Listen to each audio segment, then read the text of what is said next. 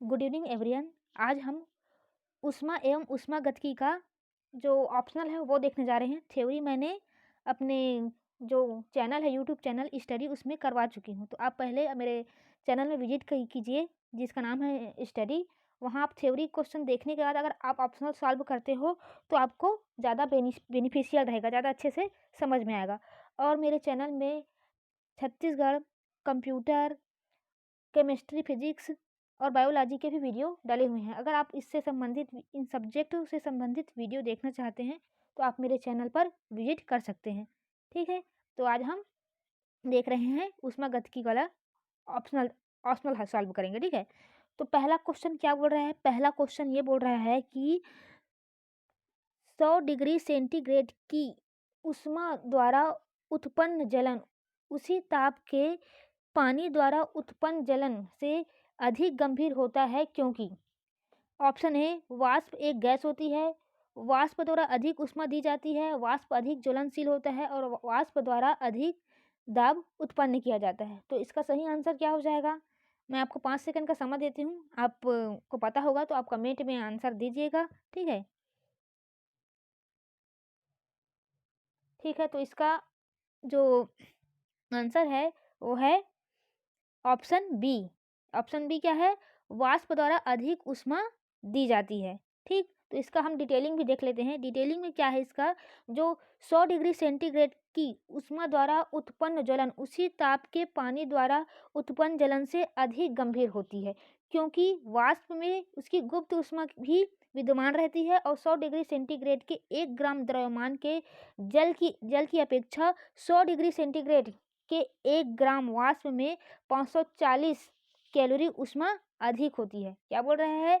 1 ग्राम द्रव्यमान के जल की अपेक्षा 100 डिग्री सेंटीग्रेड के 1 ग्राम वाष्प में, मतलब 1 ग्राम वाष्प में 540 कैलोरी ऊष्मा अधिक होती है। ठीक है, जल से 540 कैलोरी ऊष्मा किसमें? वाष्प में अधिक होती है। इसलिए जब हमारा हाथ भाप से जब जलता है तो वो पानी की अपेक्षा ज़्यादा जल जाता है। ठीक है, अब हम क्वेश्चन सेकंड देखेंगे। क्वेश्चन सेकंड क्या बोल रहे हैं कि भाप से हाथ अधिक जलता है अपेक्षाकृत उबलते जल से क्योंकि ऑप्शन ए है भाप में गुप्त ऊष्मा होती है, भाप शरीर के भीतर घुस जाता है। ऑप्शन सी है भाप में अधिक मारक क्षमता होती है। ऑप्शन डी है भाप हल्का होता है। क्वेश्चन एक बार और पढ़ देती हूँ।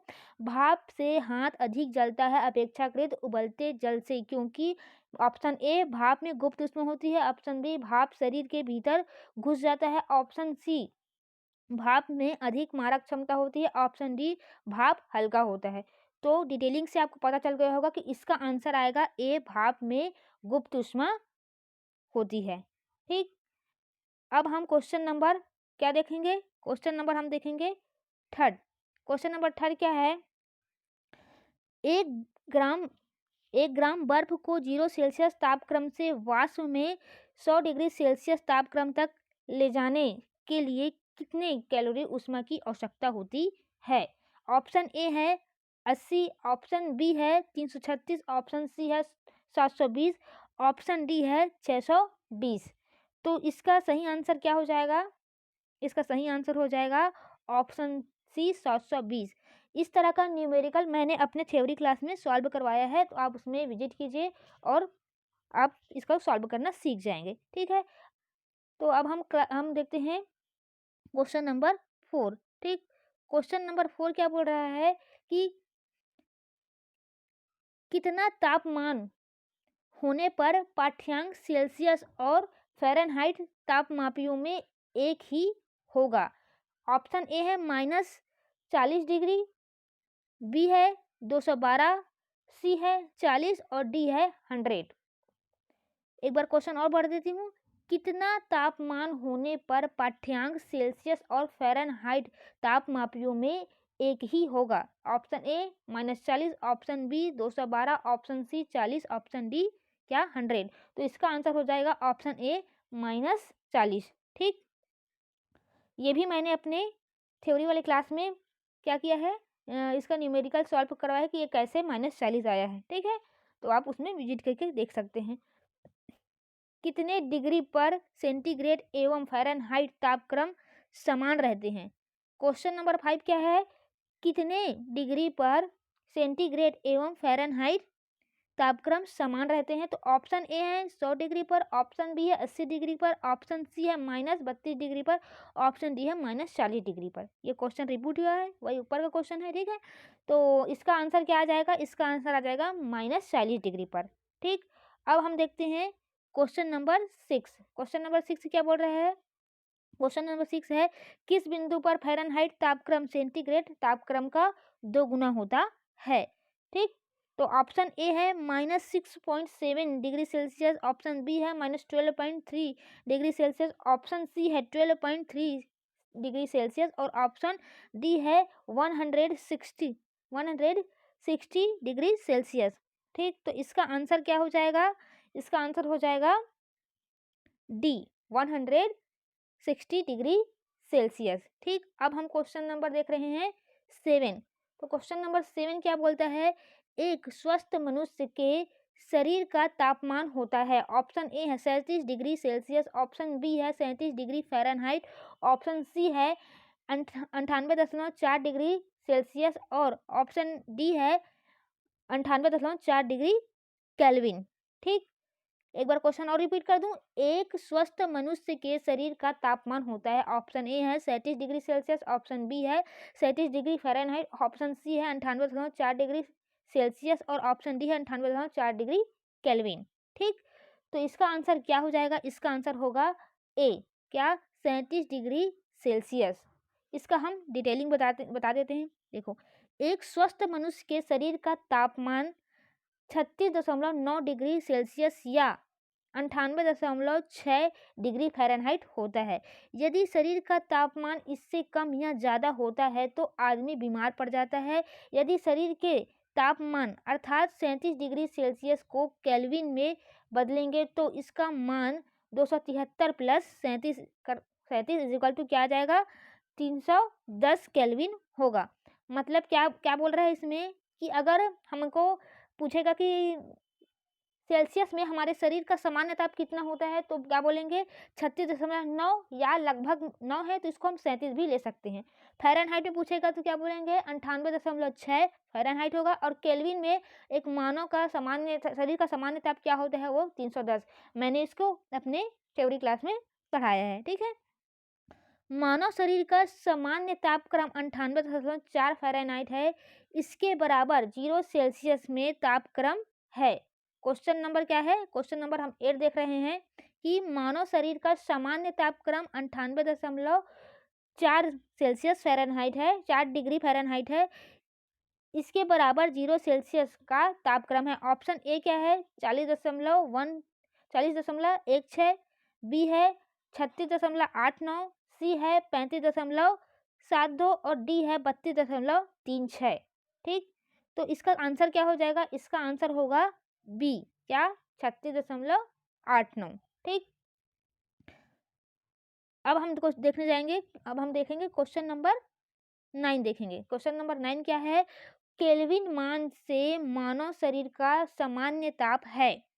ऑप्शन ए है 280, ऑप्शन बी है 290, ऑप्शन सी है 300, ऑप्शन डी है 310। तो अभी हमने ऊपर में ही देखा कि केल्विन में मानव का सामान्य तापमान क्या होता है 310 होता है, ठीक। तो इसका सही आंसर क्या हो जाएगा, ऑप्शन डी इसका सही आंसर हो जाएगा।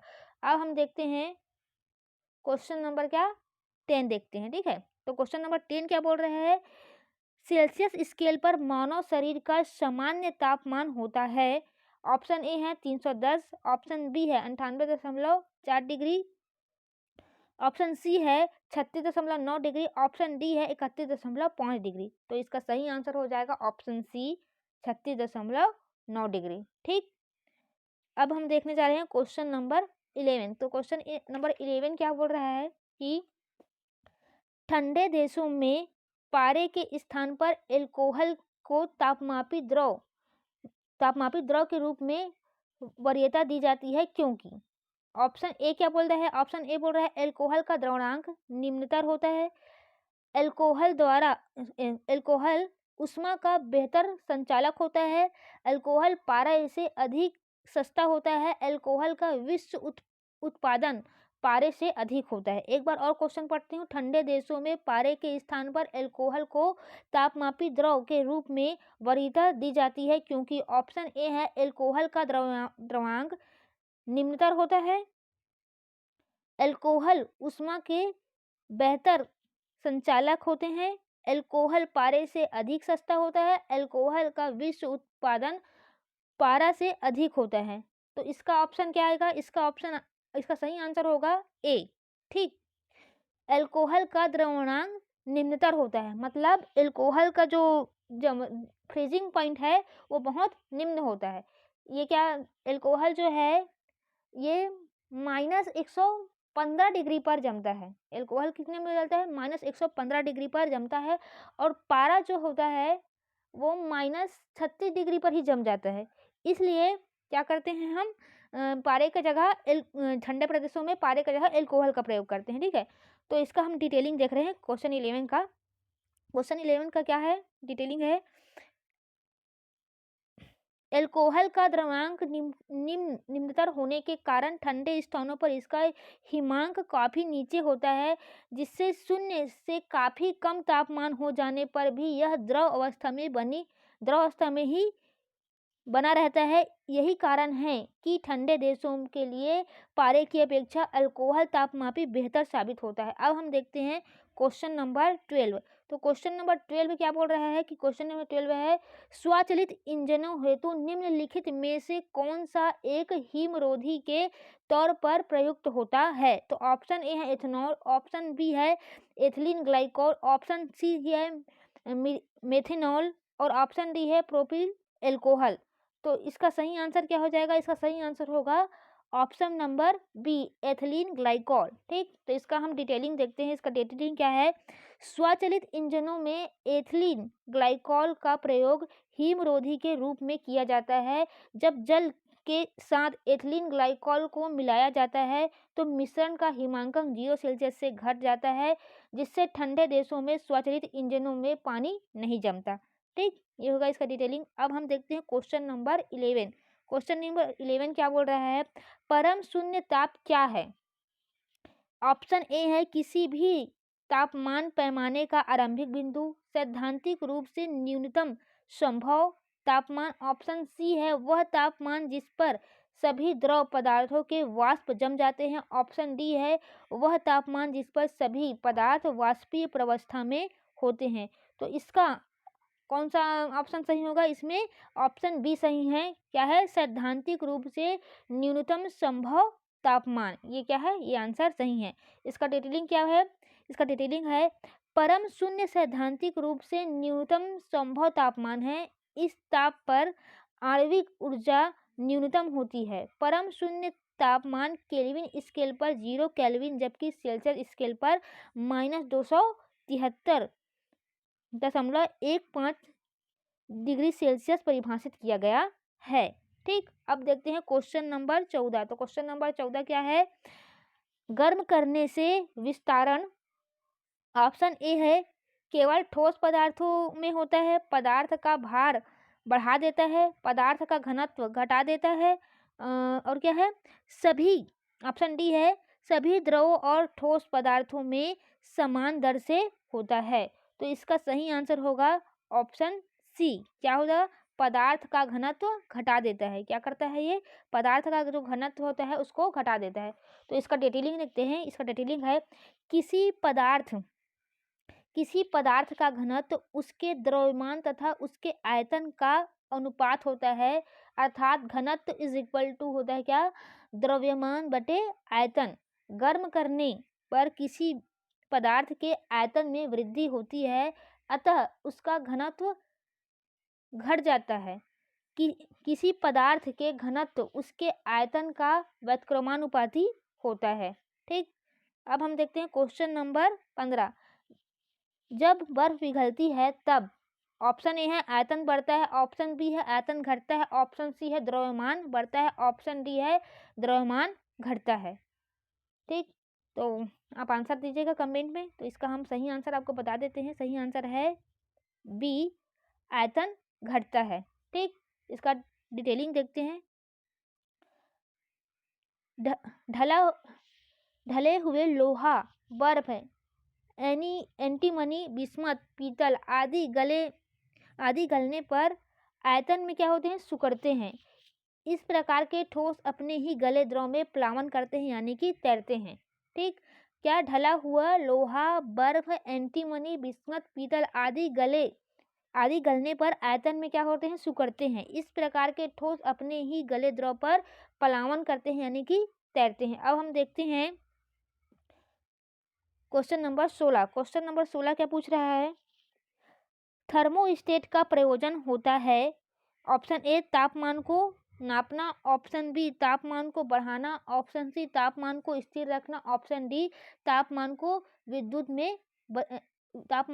में बदलना। ठीक है, तो इसका सही आंसर क्या होगा, कमेंट में आप दीजिएगा, मैं भी आपको बता रही हूँ। ठीक, इसका सही आंसर होगा तापमान को स्थिर रखना। इसका डिटेलिंग देखते हैं। थर्मोस्टेट यथेष्ट तापमान हेतु तापमान को नियंत्रित या स्थिर करने का कार्य करता है। इससे ऊर्जा की बचत होती है। ठीक, अब हम देखने जा रहे हैं क्वेश्चन नंबर 18। तो क्वेश्चन नंबर 18 क्या बोल रहा है, थर्मोस्टेट संबंधित है, ऑप्शन ए है आर्द्रता से, बी तापक्रम से, सी हवा से, डी बादल से। तो थर्मोस्टेट किससे संबंधित है, हमने अभी पिछले क्वेश्चन में देखा, ऑप्शन बी तापक्रम से। ठीक है, अब हम देखेंगे क्वेश्चन नंबर 19। तो क्वेश्चन नंबर 19 क्या बोल रहा है,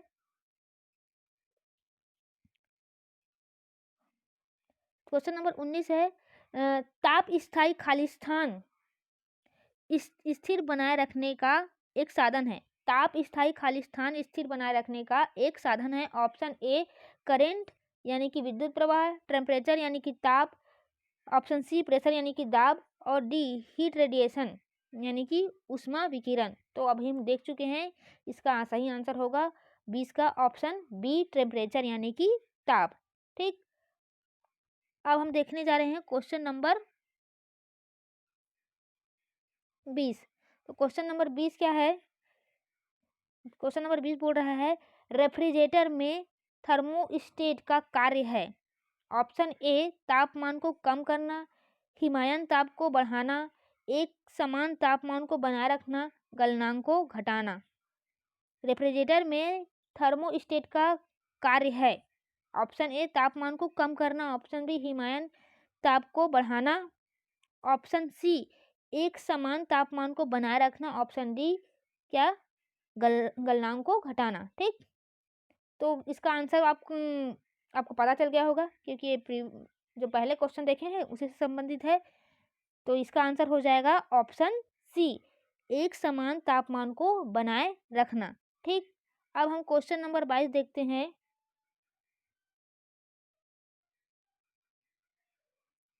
सॉरी, क्वेश्चन नंबर हम 21 देखते हैं। 21 क्या बोल रहा है कि रेफ्रिजरेटर में खाद्य पदार्थ ताज़ा रखने हेतु सुरक्षित तापमान है।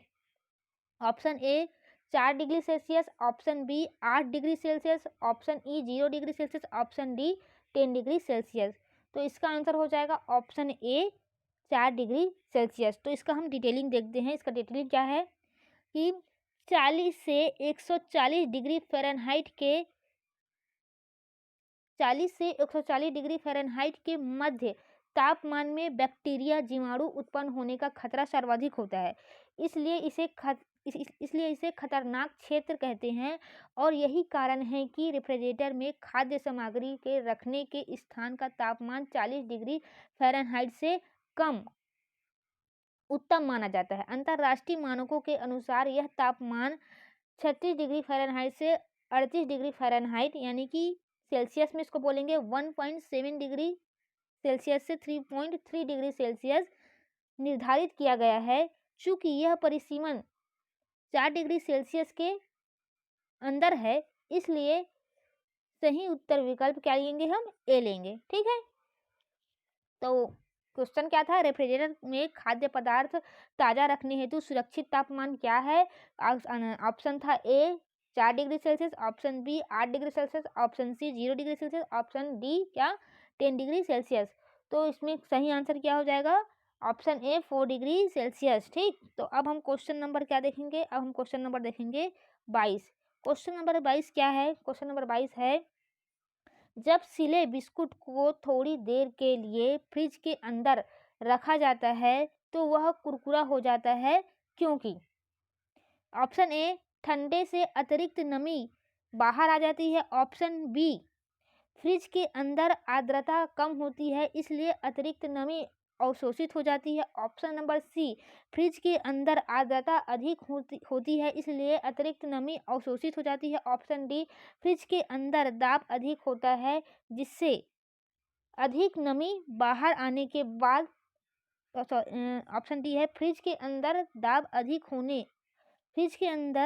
अधिक होता है जिससे अधिक नमी बाहर आने में मदद मिलती है।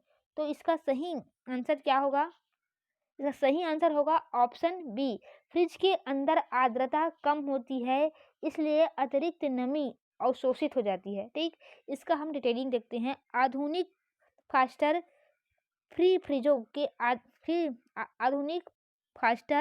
फ्री फ्रिजों में आर्द्रता नाशक प्रक्रिया होती है जिससे फ्रिज के अंदर की अतिरिक्त आर्द्रता अवशोषित होकर बर्फ बनकर तथा पुनः पिघलकर द्रव रूप में फ्रिज से बाहर हो जाती है। यही कारण है कि सिले बिस्कुट को थोड़ी देर के लिए फ्रिज में रखने पर वे कुरकुरे हो जाते हैं। ठीक, ये कौन सा क्वेश्चन था? Question number 22। अब हम देखेंगे क्वेश्चन नंबर 23। तो क्वेश्चन नंबर 23 क्या बोल रहा है? कथन ए, बर्फ का टुकड़ा पेय के अंदर बना। क्वेश्चन नंबर 24 क्या बोल रहा है? कथन ए, बर्फ का टुकड़ा पेय को ठंडा बना देता है। कथन आर, बर्फ पिघलने के लिए पेय से गुप्त ऊष्मा लेता है जिससे पेय ठंडा हो जाता है। नीचे दिए गए कूट से सही उत्तर का चयन कीजिए। एक बार क्वेश्चन और पढ़ देती हूँ। कथन ए, बर्फ का टुकड़ा पेय को ठंडा बना देता है। ऑप्शन आर, बर्फ पिघलने के लिए पेय से गुप्त ऊष्मा लेता है जिससे पेय ठंडा हो जाता है। अब हम ऑप्शन पढ़ते हैं। ठीक है, ऑप्शन ए तथा आर दोनों सही हैं तथा ए की सही व्याख्या आर है। ऑप्शन बी, ए तथा आर दोनों सही हैं किंतु ए की सही व्याख्या आर नहीं है। ऑप्शन सी क्या है? ए सही है परंतु आर गलत है। ऑप्शन डी क्या है? ए गलत है परंतु आर सही है। तो इसका सही आंसर होगा ए तथा आर दोनों सही हैं। ऑप्शन ए इसका सही आंसर होगा। ए तथा आर दोनों सही हैं तथा ए की सही व्याख्या आर है। ये क्या होगा? ये सही आंसर होगा। अब हम क्वेश्चन नंबर क्या देखेंगे? क्वेश्चन नंबर देखेंगे हम क्या? 25। ठीक, इससे पहले हम इसका डिटेलिंग देख लेते हैं। किसका? जो क्वेश्चन नंबर 23 देखे हैं ना, उसका। ठीक, ऊष्मा का संचरण गर्म निकाय से शीत निकाय की ओर होता है।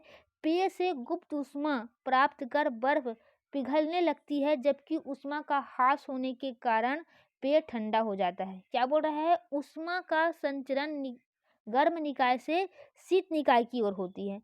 पेय से गुप्त ऊष्मा प्राप्त कर बर्फ पिघलने लगती है जबकि ऊष्मा का ह्रास होने के कारण जो पेय पदार्थ है वो ठंडा हो जाता है। मतलब जो क्या है, जो बर्फ है वो जो ठंडा पानी है उससे ऊष्मा को लेता है गुप्त रूप से, जिससे जो जल की ऊष्मा है वो किस में आ जाती है? बर्फ में, और बर्फ पिघल जाती है। ठीक है, और क्योंकि जो जल की ऊष्मा किस में आ गई थी? बर्फ में, इसलिए जल क्या हो जाता है? ठंडा हो जाता है। ठीक, अब हम क्वेश्चन नंबर देखने जा रहे हैं 25वां। ठीक, तो क्वेश्चन नंबर 25 क्या है? कथन ए, बड़े शीतगृह संयंत्र प्रशीतक के रूप में अमोनिया का उपयोग करते हैं जबकि घरेलू प्रशीतक क्लोरोफ्लोरोकार्बन का उपयोग करते हैं। कारण आर, अमोनिया को कम दाब एवं परिवेश ताप पर द्रवित किया जा सकता है। ठीक, एक बार और पढ़ूं क्वेश्चन। कथन ए है, बड़े शीतगृह संयंत्र प्रशीतक के रूप में अमोनिया का प्रयोग करते हैं। मतलब जो प्रशीतक मतलब क्या होता है? रेफ्रिजरेटर, मतलब जो कोल्ड स्टोरेज होता है जहाँ पर खाद्य पदार्थों को सुरक्षित किया जाता है, उसके बारे में बात कर रहे हैं। ठीक है, वही बोल रहे हैं, बड़े शीतगृह मतलब जो कोल्ड स्टोरेज होते हैं, जहाँ खाद्य पदार्थ को सुरक्षित रखने के लिए यूज करते हैं। बड़े शीतगृह संयंत्र प्रतिशत के रूप में अमोनिया का उपयोग करते हैं। मतलब जो कोल्ड स्टोरेज में जो फ्रीजर मतलब जो बड़ा सा पूरा कोल्ड स्टोरेज रहता है, वहाँ अमोनिया गैस का प्रयोग करते हैं। जबकि घरेलू का जो फ्रिज, घर में जो फ्रिज रहता है, उसमें क्लोरोफ्लोरोकार्बन का उपयोग करते हैं। ये क्या है, हमारा कथन है। कारण क्या है?